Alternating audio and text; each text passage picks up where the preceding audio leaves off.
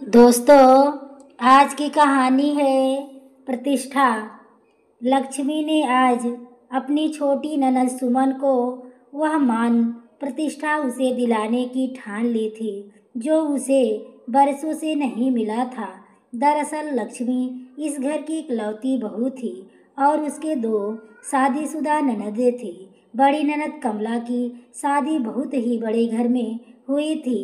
वजह यह थी कि वह बहुत ही खूबसूरत थी। उसकी खूबसूरती पर उसकी सासू माँ फिदा हो गई थी। इधर छोटी ननद सुमन साधारण रंग रूप वाली थी और उसका साधारण परिवार में विवाह हुआ था।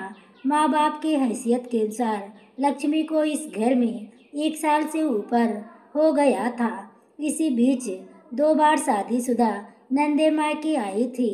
लक्ष्मी ने गौर किया जिस प्रकार से बड़ी ननद कमला और उसके परिवार की आवभगत उसकी सासू माँ करती थी, उसके विपरीत छोटी ननद सुमन और सुमन के परिवार वालों को मान प्रतिष्ठा देने में सासू माँ कोताही करती थी। शायद इसकी वजह यह थी कि लक्ष्मी की बड़ी ननद कमला अमीर थी, छोटी ननद सुमन गरीब थी। पर माँ की ममता के लिए तो दोनों बेटियां बराबर थी। फिर फर्क कैसा? इस बार लक्ष्मी ने सोचा था आने वाले समय में मैं ऐसा नहीं होने दूंगी। मान प्रतिष्ठा दोनों को बराबर मिलनी चाहिए। कुछ समय बाद लक्ष्मी को संतान की प्राप्ति हुई और घर में पूजा रखी गई जिस पर दोनों बहनों को बुलाया गया। लक्ष्मी की माँ सास मनोरमा जी ने फिर वही काम करना शुरू किया। छोटी ननद सुमन को काम करने को कहा और बड़ी बेटी को आराम से एसी में बैठने को कहा। लक्ष्मी ने बोला, क्यों, क्या बड़ी बुआ अपने भतीजे को गोद में नहीं खिलाएंगी? सिर्फ छोटी बुआ का ही हक है क्या? तो सासू माँ ने कहा कि उसे बिना एसी के रहने की आदत नहीं। क्या माँ जी, आप भी कैसी बात करती हैं? 5 साल ही हुए ससुराल गए बड़ी दीदी को और 20 साल के मायके की आदत भूल गई। ऐसी थोड़ी ना होता है। लक्ष्मी की सास ने बोला, धीरे बोलो, सुन लेगी तो। लक्ष्मी ने फिर से नहले पर दहला मारा। क्या माँ जी, आप ही की बेटी है ना? जब छोटी बेटी घर के सारे काम कर सकती है तो बड़ी बेटी क्यों नहीं? लक्ष्मी की सास ने उसे जोर से घूरा। अब तक बड़ी ननद ने लक्ष्मी की सारी बातें सुन ली थी और वह लक्ष्मी के पास आ चुकी थी और बोली कि क्या बात है लक्ष्मी भाभी, तुम मुझे ताना मार रही हो? लक्ष्मी ने बोला, नहीं दीदी, मैं ताना नहीं मार रही हूँ। मैं तो यह बोल रही थी कि छोटी बुआ जी बस अपना हक दिखा रही है। बड़ी बुआ कहाँ है? अपनापन तो हक दिखाने में होना चाहिए, ना कि मेहमान बनने में। बड़ी बुआ से कुछ बोलते नहीं बना। वह चुपचाप लक्ष्मी के पास बैठ गई। थोड़ी देर बाद माँ ने अपनी छोटी बेटी से बोला, जाओ दीदी के लिए कुछ शरबत बना कर ले आओ, उसे प्यास लगी होगी। तो लक्ष्मी ने बोला, क्या माँ, दोनों तो आप ही की बेटियां हैं ना? फिर प्यास तो छोटी दीदी सुमन को भी लगी होगी, मैं बना कर ले आती हूँ दोनों दीदियों के लिए शरबत। मैंने खाने में कुछ नहीं बनाया। बच्चे की वजह से लक्ष्मी के साथ साथ उसकी छोटी ननद रसोई में गई। लक्ष्मी भाभी से बोली, भाभी आप हमारे पछड़े में मत पड़ो, नहीं तो माँ तुम्हारा जीना मुश्किल कर देंगी। तो जैसा चल रहा है वैसा ही चलने दो। लेकिन लक्ष्मी ने बोला, नहीं, ऐसा नहीं हो सकता। आप दोनों ही घर की बेटियां हो, दोनों का बराबर का हक होना चाहिए। किसी एक को कम या किसी एक को ज़्यादा नहीं मिलनी चाहिए। यह माँ की गलती है और उन्हें अपनी गलती सुधारने ही होंगे। लक्ष्मी सबके लिए शरबत बनाया, सबको ला दिया। साथ में छोटी ननद सुमन को भी बोला, आप एक काम कीजिए, घर का काम मैं और मम्मी जी मिलकर कर लेंगे।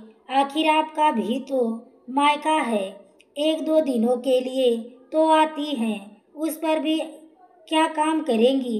लक्ष्मी की सास ने बोला, सुमन को आदत है, वह कर लेगी। तुम्हारा तो अभी छोटा बच्चा है, तुम तो कुछ काम ही नहीं कर पाओगी, तो तुम अपने बच्चे को देखो, मैं और छोटी बेटी मिलकर सारा काम कर लेंगे। हाँ माँ जी, मेरा बच्चा छोटा, फिर काम करने में थोड़ी दिक्कत तो होगी ही।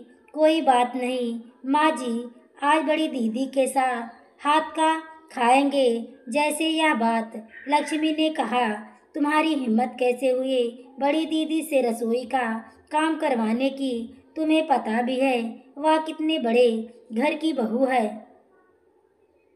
और उसके घर में खाना बनाने तक के लिए नौकर लगे हुए हैं, उसे कोई काम करने की आदत नहीं। इस पर लक्ष्मी बोली, माँ जी जल्द शादी के पहले तो वह साधारण घर की बेटी थी और यह सारा काम भी करती रही होंगी, और जब इस घर में आती हैं तो उसे बड़े घर की बहू बनकर नहीं बल्कि इस घर की बेटी बनकर रहना चाहिए। जब छोटी दीदी इस घर में बेटी बनकर सारे काम करती है तो बड़ी दीदी क्यों नहीं कर सकती? मुझे यह अच्छा नहीं लगता कि छोटी दीदी और बड़ी दीदी में इस तरह से भेदभाव किया जाए। इस बात के लिए तो आपको बड़ी दीदी को खुद ही बोल देना चाहिए, आखिर वह भी बहन है।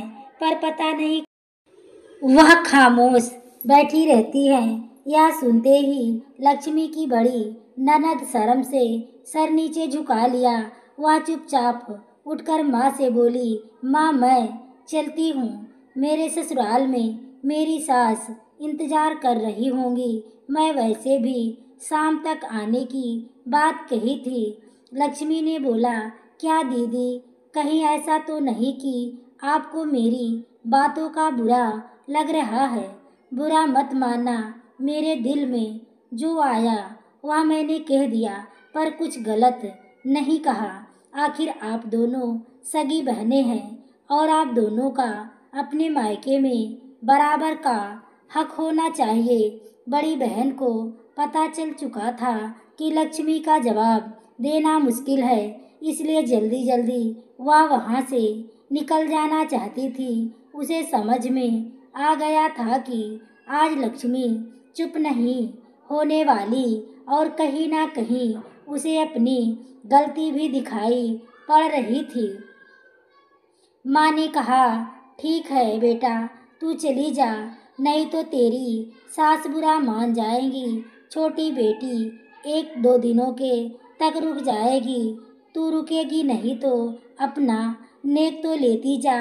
लक्ष्मी की सास मनोरमा जी बड़ी बेटी के लिए बहुत महंगी साड़ी और एक सोने की अंगूठी निकाल कर दी और साथ में शहर के सबसे बड़े मिठाई की दुकान से 5 किलो की मिठाई और किसी एक के बातों का बुरा मत मानना, आते जाते रहना कहकर लक्ष्मी जी बड़ी ननद कमला ने बोला, नहीं माँ, ऐसी कोई बात नहीं, मैं चलती हूँ। और वहाँ चली गई तो 2-3 दिनों के बाद लक्ष्मी की छोटी ननद सुमन अपने ससुराल जाने लगी तो माँ ने एक साधारण साड़ी और एक पायल पकड़ा दिया और 1 किलो मिठाई का डब्बा उसे दिया।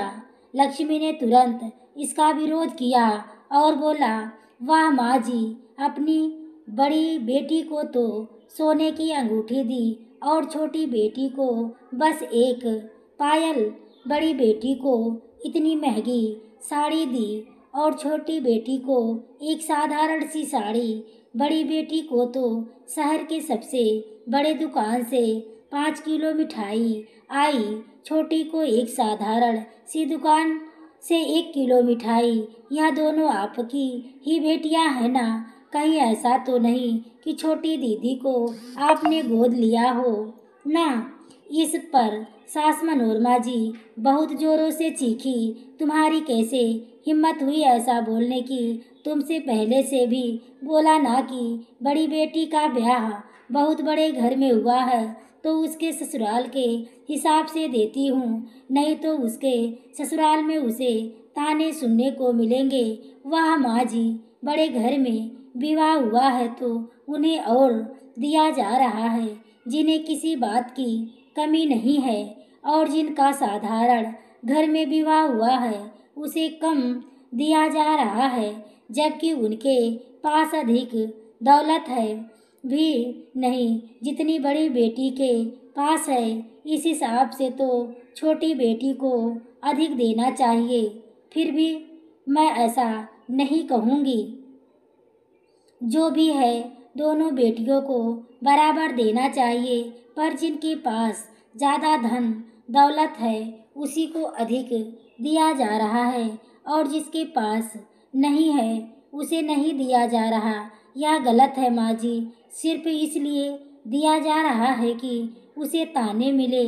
और कैसे ससुराल वाले हैं जो छोटी छोटी चीज़ों के लिए ताना मारा करते हैं। वे लोग बड़े हो ही नहीं सकते।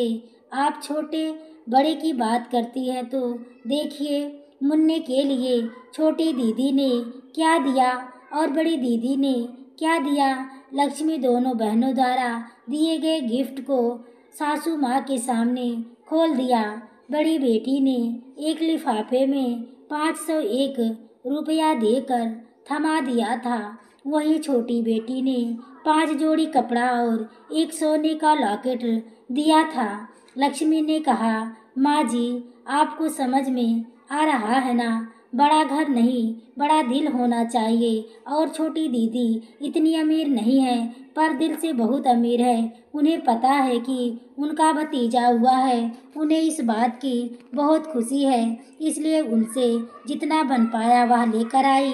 उन्हें उनका हक बराबर मिलेगा, कहकर लक्ष्मी ने अलमारी खोली और उसमें से एक जोड़ी अंगूठी निकालकर ननद को देती हुई बोली, जो आपका हक था वो आप अपने पास रखिए मेरी तरफ से, क्योंकि मुझे पता है आपके दिल में इस बात का बहुत दर्द है। आपके मायके में वह मान प्रतिष्ठा आपको नहीं मिला जो मिलना चाहिए, लेकिन आगे से आपके मायके में वही मान प्रतिष्ठा मिलेगी जो मिलना चाहिए।